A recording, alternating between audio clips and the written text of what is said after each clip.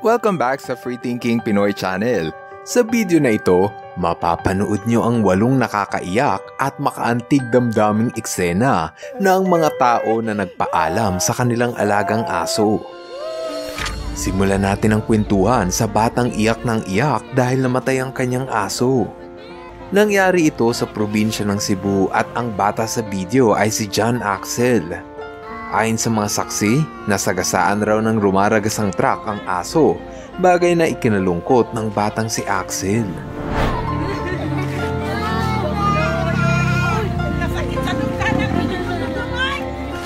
Ito naman si Mervin at ang aso niya na si Shadow. Mahal na mahal ni Mervin ang kanyang aso at sa katunayan nga palagi niya itong kasama kahit saan pa siya magpunta. Yun nga lang, nagbago ang lahat nang magsimulang magkasakit ang asong si Shadow. Nalaman nila na si Shadow ay may immune-mediated disease o aplastic anemia. Sobrang bumaba raw ang platelets ng dugo nito. Ilang araw ding labas-masok sa ospital ang asong si Shadow, ngunit kinalaunan, binawian din ito ng buhay.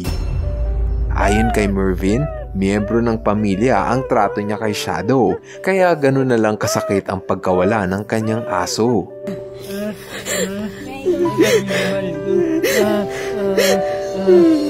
In-upload ni Mervin ang kanyang video sa Facebook upang paalalahanan ng mga tao na mahalin ang kanilang aso habang ito ay nabubuhay pa.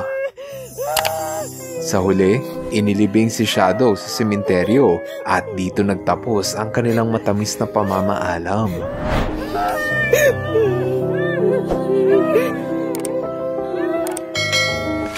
Dito sa China, uso ang bentahan ng karne ng aso.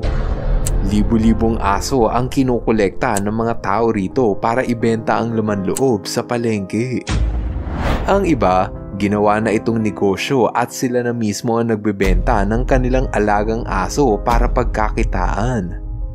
Sa kasamaang palad, ito ang naranasan ng batang babae sa video matapos ibenta ng kanyang nanay ang kanyang aso.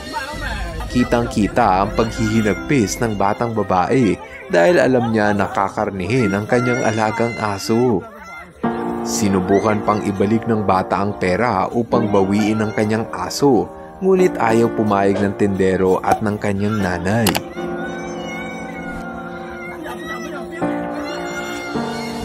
Sa huli, wala nang nagawa ang bata kundi tanggapin ang katotohanan na kakatayin ang kanyang mahal na aso.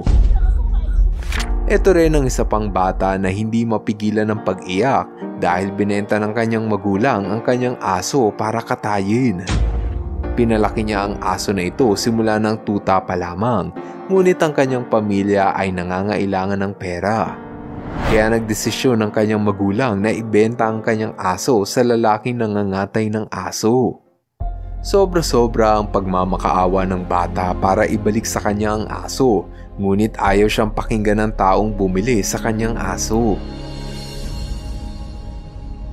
Buti na lang at merong mabuting tao na lumapit sa bata at sinubukang bayaran ng tindero para ibalik sa bata ang aso. Pumayag naman ng tindero na ibalik ang aso basta't bibigyan siya ng pera. Dahil sa kabutihan ng aling ito, muling nakapiling ng bata ang kanyang aso na kamuntikan ng katayin. Ito naman ang aso na hindi tumigil kakatakbo, wag lang mahiwalay sa kanyang amo. Nakita kasi ng aso na isinakay ang kanyang amo sa ambulansya matapos itong makaramdam ng pagkahilo. Hindi pinasakay ang aso dahil bawal ang hayop sa loob ng ambulansya. Mahal na mahal ng aso ang kanyang amo kaya't sinundan nito ang sasakyan. Halos 1 kilometro ang tinakbo ng aso para lang sundan ang kanyang amo. Pagdating sa ospital, isinakay sa wheelchair ang pasyente at saka ipinasok. Hanggang dito sa ospital ay bawal ang aso, kaya naghintay na lamang ito sa labas hanggang bumalik ang kanyang amo. Ito naman ang makadurog damdaming pamamaalam ng nanay na aso sa kanyang anak na inampun ng ibang tao. Nilapitan ng nanay na aso ang taong ito dahil alam niya na ito ang mag-aampon sa kanyang nag-iisang anak. Kinisan niya ito na para bang alam niya na ito na ang huling beses na sila ay magkasama. Alam ng aso na nasa mabuting tao ang kanyang anak kaya hindi na ito pumalag pa. Sa huli, tinanggap na ng aso na magkakahiwalay sila ng kanyang anak. Sana magkita silang muli balang araw. Maski ang mga kabayo, para ding tao na marunong mamaalam sa kanilang yumaong kaibigan. Gaya ng kabayo na ito na para bang umiiyak sa harap ng kabaong ng kanyang namayapang amo.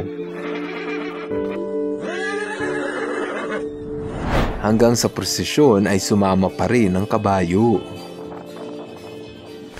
Ito naman ang aso na tila ba ay ginigising ang kanyang kaibigang aso kahit kita naman na mukhang patay na ang aso. Ayon sa kumuha ng video, halos 1 oras nang hindi tumitigil ang aso sa paggising sa kanyang kaibigan. Maya-maya lang may lumapit para kunin ang bangkay ng aso. Buhay naman pala ang aso, nagkukunwari lang. Bago tayo magpatuloy, konting shoutout lang muna. Hello kay Alexander Daboy. Hello rin kay Jayski Flores. What's up kay Pocholo Navarez. Belated happy birthday kay MJ Aizen Espinosa at Kuya Herbert Cabrito. At kina Charles, Ethan Daniel, Angel at sa Balyevar family. Ngayon, ipagpatuloy natin ang kwentuhan sa iba pang makaantig damdaming kwento ng mga hayop na namaalam sa kanilang amo. Ito at panuorin nyo. Umpisahan natin ang kwentuhan sa aso na namaalam sa kanyang amo. May kita ang aso na tila ba ginigising ang kanyang amo na 3 buwan ng comatose. Ang pasyente sa video ay si Ryan Jessen at nang siya ay nabubuhay pa, sobra daw nitong mahal ang kanyang aso na si Molly. Sinugod sa ospital si Ryan noong December 2016 dahil sa sakit na brain hemorrhage. Namuo ang dugo sa utak ni Ryan kaya ito na comatose ng 3 buwan. Ayon sa mga doktor, hindi na magtatagal pa ang buhay ni Ryan at malapit na itong bawian ng buhay. Kaya naman napagdesisyonan ng buong pamilya na magpaalam na kay Ryan kasama ang pinakamamahal nitong aso na si Molly. Ayon sa kumuha ng video, tuluyan nang namaalam si Ryan matapos itong makita ang kanyang aso. Dito naman sa next video, may kita ang 2 kabayo na tila ba kinakamusta ang kanilang amo na nakaratay sa higaan. Ito na kasi ang kanilang huling paalam sa isa't isa. Ang lalaki sa video ay si Roberto Gonzalez. May taning na ang kanyang buhay dahil sa kidney at liver failure.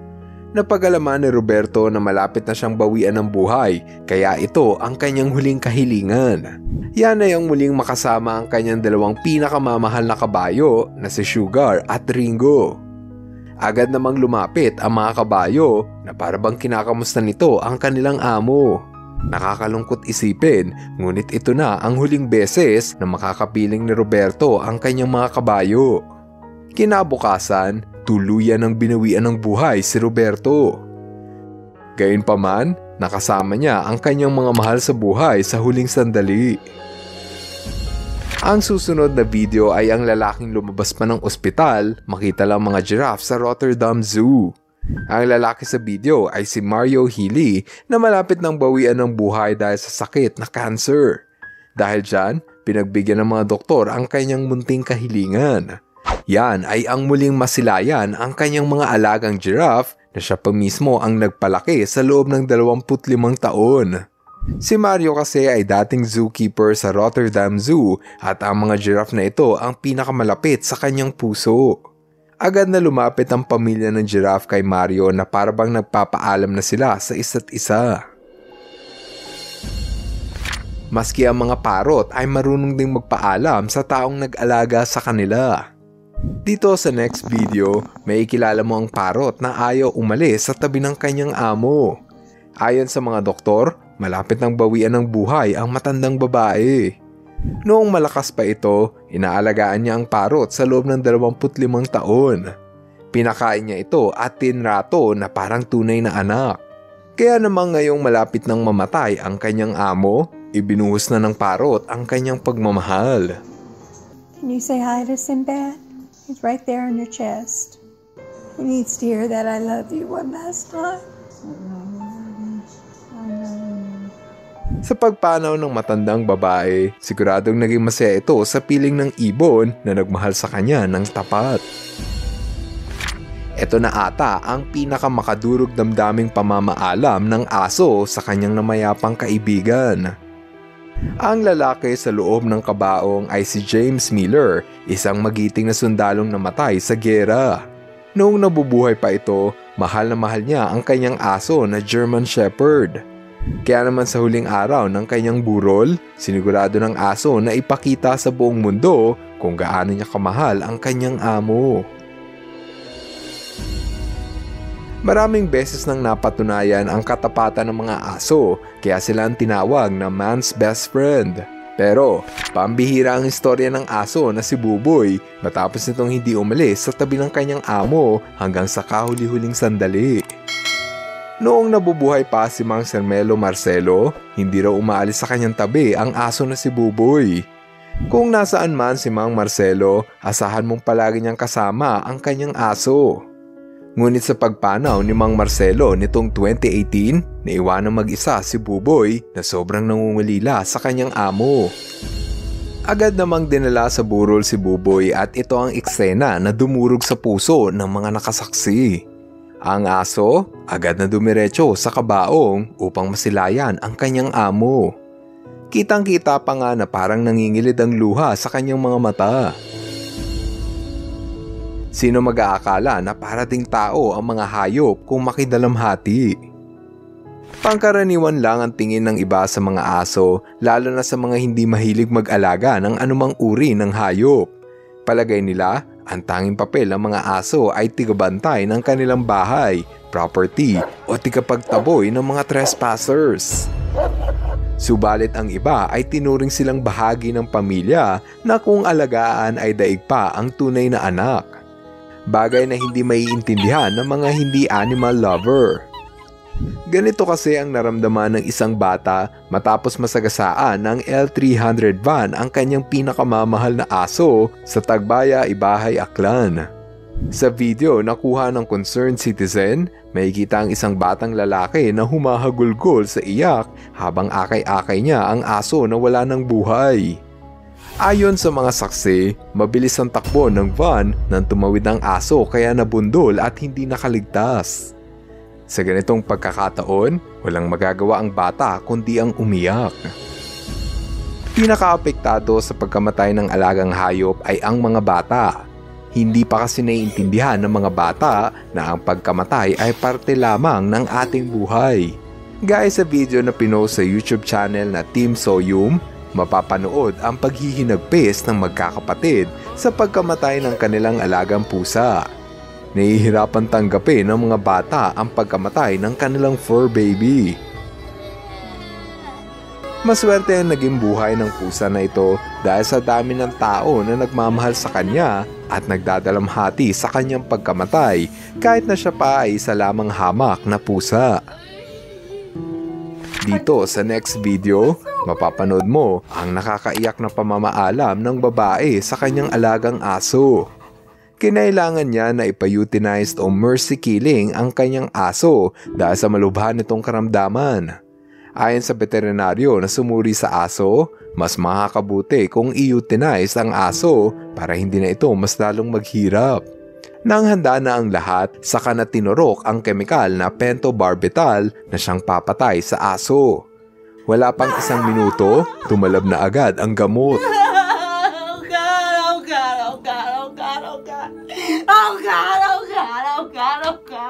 Masakit isipin na kailangan niyang ipa-euthanize ang kanyang aso, ngunit lahat ng ito ay para maibsan ang paghihirap ng kawawang aso. Para sa last nating video, matutunghayan mo ang pag-iyak ng babae habang yakap-yakap niya ang kanyang aso. Ayon sa kumuha ng video, humahagulgol sa iyak ang babae matapos lasunin ng kanyang kapitbahay ang kanyang alaga. Pinakain daw ito ng karne ng manok na may halong lason sa daga. Agad ding namatay ang aso, kaya ang kanyang amo wala nang nagawa kundi ang umiyak. Ang babae sa video ay si Julie Liwen Zhang. Nang nabubuhay pa ang kanyang aso, tinatrato niya raw itong best friend at palaging kasama sa kanyang gimikan. Nakakalungkot nga lang isipin nang dahil sa kasamaan ng ibang tao, natapos ang buhay ng kanyang matalik na kaibigan. Ito naman ang istorya ng lalaking namatayan ng pusa. May kita sa video ang pag-iyak ng pet owner dahil sa pusa na wala ng buhay.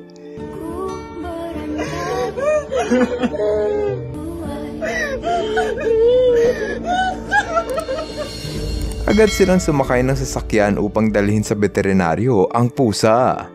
Pagdating sa veterinaryo, agad na sinuri ng doktor ang pusa. Dito nila nakumpirma na patay na nga ang pusa at wala na silang magagawa para iligtas ang kanyang buhay. Dahil dyan, lumabas na lang ng klinik ang lalaki at inuwi ang bangkay ng kanyang pinakamamahal na pusa. Hanggang sa huli, hindi niya matanggap na namatay na ang kanyang pet. Sino mag-aakala na ganito pala kasakit ang mamatayan ng alagang pusa? Ito rin siguro ang naramdaman ng batang to matapos niyang malaman na wala ng buhay ang kanyang alagang pusa. Para sa next video, matutunghayan nyo ang pagmamahal ng sikat na vlogger na si Tony Fowler sa kanyang namayapang aso. Sumikat si Tony Fowler dahil sa kanyang matapang na imahe at ngayon, mapapanood mo siya sa teleserye na Batang Quiapo. Noong January 2020, ibinahagi ni Tony Fowler ang kanyang matinding pinagdaanan. Yan ay nang maranasan niyang dalhin sa veterinaryo ang kanyang aso na si Bugnot dahil palagi itong matamlay at palagi nagtatae. Ang aso na si Bugnot ay ang pinakauna niyang alagang aso. Ayon sa mga doktor, nagpositibo sa sakit na distemper ang kanyang aso. Hawa si baby bear at saka si Bugnot. Isang virus, ang tawag doon distemper. Isang nagtatae. Ang sakit na distemper ay isang delikadong virus na pwedeng ikamatay ng aso. Pinagpatuloy ni Tony Fowler ang medikasyon sa kanyang aso hanggang sa makauwi ito galing sa ospital.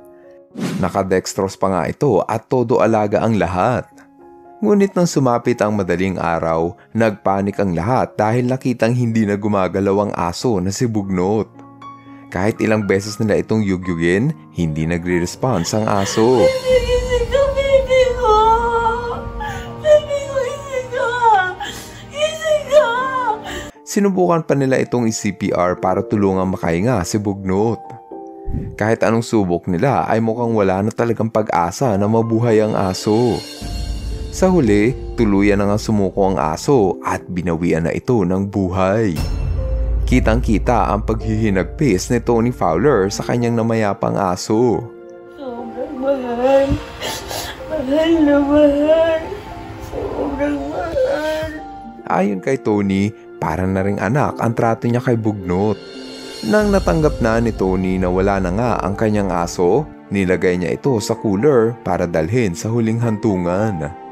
Mabuti na lang at marami siyang picture at video habang nabubuhay pa si Bugnot dahil ito ang magsisilbing alaala niya na minsan ay meron siyang minahal na aso na higit pa sa anak ang turing niya. Sa paghahanap ko ng makabagbag damdaming istorya, nakita ko ang pinakamagarang kabaong para sa patay na hayop. Nangyari ito sa probinsya ng Leyte kung saan makikita ang mga tao na hinihintay ilabas ng bahay ang kabaong. Hindi ito isang simpleng pahikilibing dahil ang laman ng kabaong ay isang patay na aso. Ang namayapang aso sa video ay may pangalang Dading Ryan. 7 taong gulang ito nang mamatay. Binigyan ito ng pangmayaman na kabaong dahil sobrang pagmamahal ng kanyang amo kahit na ito ay isa lamang hamak na aso. Ayon sa may-ari kay Dading, para daw siyang namatayan ng kapamilya. Isinakay pa nga ito sa magarbo at hinihilang karo ng patay. Saka ito dinala sa huling himlayan. Hanggang sa paglibing, todo asikaso pa rin ang mga tao. Ilang araw din itong pinaglamayan, pinagluksaan at iniyakan ng kanyang amo. Sa huli, matiwasay na naipasok sa nicho ang kabaong ng aso. Rest in peace, Dading Ryan. Sa mga bansa na may populasyon ng Muslim, ginaganap ang taunang Kurbani. Ito ang panahon kung saan sinasakripisyo ng mga tao ang kanilang alagang hayop para sa kanilang pananampalataya kay Allah. Libu-libong kambing ang pinapaslang tuwing okasyon ng Kurbani. Kahit isa itong sagradong okasyon, hindi pa rin may iwasan ng iba ang maging emosyonal. Alam kasi nila na kapag isinakripisyo ang kanilang alagang kambing, ito na ang katapusan para sa kanilang pinakamamahal na alagang hayop. Marami sa kanila ang napapaiyak sa sobrang lungkot. Ang iba namang bata ay handang makipag-away para lang protektahan ang kanilang pets. Gaya ng bata na to na gagawin ng lahat, huwag lang kunin sa kanya ang alaga nitong kambing. Ang mga bata ang pinaka-apektado dahil sila ang pinaka-naging malapit sa kanilang alagang hayop. Kahit sobrang sakit panuurin ang kanilang paghihinagpis, ang pagsasakripisyo ng hayop ay mahalagang parte sa relihiyon ng Islam. Dito naman sa next video, matutunghayan mo ang pagmamahal ng kabayo sa kanyang amo na malapit ng pumanaw sa sakit na cancer. 16 na taon na ang lumipas simula ng ampunin ni Lisa Beach ang kabayo na si Jake. Simula din noon, naging matalik silang magkaibigan. Pero noong year 2015, nalaman ni Lisa na meron siyang cancer na kumalat na sa kanyang buong katawan. Ayon sa mga doktor, critical na ang kondisyon ni Lisa kaya kailangan na niyang manatili sa ospital. Sa tulong ng anak ni Lisa na si Amanda, nakahanap sila ng paraan para muling magkita ang dalawang magkaibigan. Ayon kay Amanda, naniniwala silang alam ng kabayo na ito na ang huling beses na makikita niyang buhay ang tao na nag-alaga sa kanya ng maraming taon. Her face just lit up with so much joy and so much excitement. His ears immediately went forward when he heard her talk. Sinulat ni Amanda sa kanyang Facebook page na kahit hindi kayang pahabain ng kabayo ang buhay ng kanyang ina, kaya naman itong pasiyahin ang kanyang nanay. Pagkalipas ng 1 linggo, tuluyan ng binawian ng buhay si Lisa. Isa ito sa mga masasayang alaala na babaunin ni Lisa hanggang sa kabilang buhay. Para sa last nating video, matutunghayan nyo ang pamamaalam ng matandang pasyente sa kabayo na 20 taon niyang inalagaan. Nangyari ito sa North Devon Hospice noong September 2017. Ang pasyente sa video ay si Patrick Saunders at ayon sa mga doktor, malapit na raw itong bawian ng buhay. Dahil dyan, minabuting pagbigyan ang huling kahilingan ni Patrick Saunders. Yan ay ang muli nitong makita ang pinakamamahal niyang kabayo. Pinangalanan niya ang kabayo bilang si Victor, sunod sa pangalan ng kanyang yumaong ama. Ayon sa anak ni Patrick na si Jane Hayes, pinilit niyang gawa ng paraan na muling magkita ang dalawang magkaibigan dahil alam niya na magiging masaya ang kanyang tatay. Pagkalipas ng 3 araw simula na makita ni Patrick ang kanyang kabayo, tuluyan na nga itong binawian ng buhay. Sobrang nakakalungkot ang mamatayan ng mahal sa buhay, lalo na kung ang namatay ay ang siyang nagbibigay sa iyo ng kaligayahan. Sana ay magsilbi itong leksyon na habang buhay pa ang ating mga alagang hayop, mahalin natin sila at bigyan ng sapat na atensyon. Dahil balang araw, darating ang panahon na kukunin na sila ng Panginoon. Kung ikaw ba ang tatanungin, naniniwala ka ba na umaakyat din sa langit ang kaluluwa ng mga hayop? I-comment mo na yan sa baba ng video para mabasa namin ang iyong opinyon. Hello mga ka-FTP, ako si Nomer at nagpapasalamat sa inyong panunood. Kung nagustuhan nyo ang video ito, subscribe na sa FTP channel. Don't forget to hit the subscribe button para updated ka sa mga bagong videos. Paalam!